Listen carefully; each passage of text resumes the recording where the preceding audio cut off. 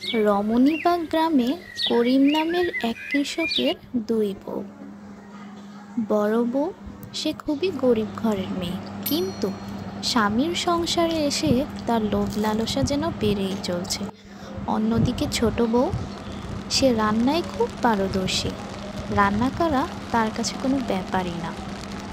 কিন্তু করিমের জীবনে একটাই দুঃখ, সেটা হলো সারাটা দিন তার দুই বউ খালি ঝগড়াই করতে থাকে।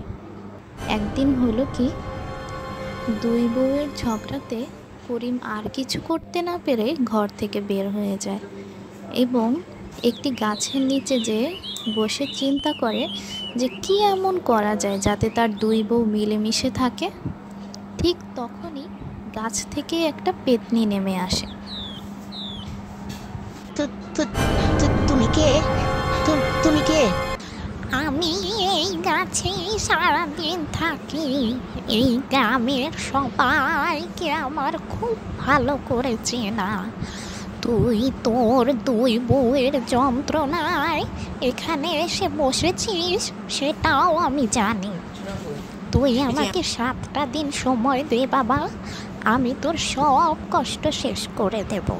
তুই এতদিন আমার কাছেই থাক।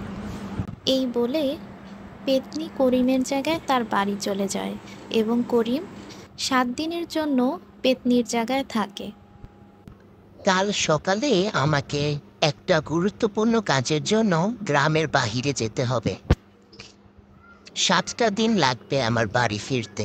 তোমরা এতদিন মিলেমিশে থেকো, আমি কাল সকালেই রওনা হব।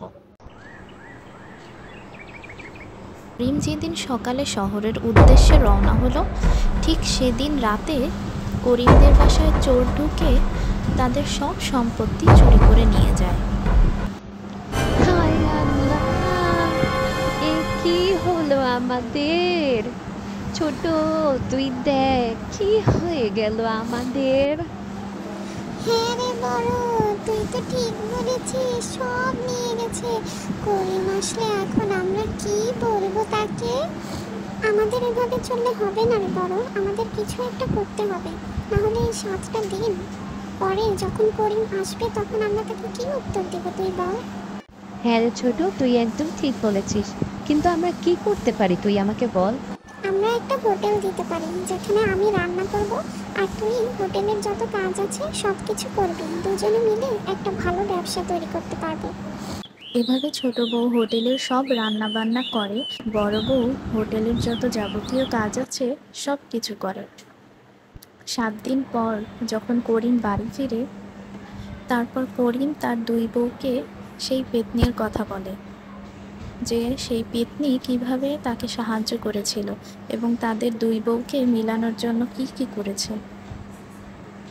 তারপর পেত্নী তাদের যত সম্পদ চুরি করে গিয়েছিল সব কিছু ফেরত দিয়ে যায়। তারপর করিম ও তার দুই বউ সুখে সংসার করতে থাকে।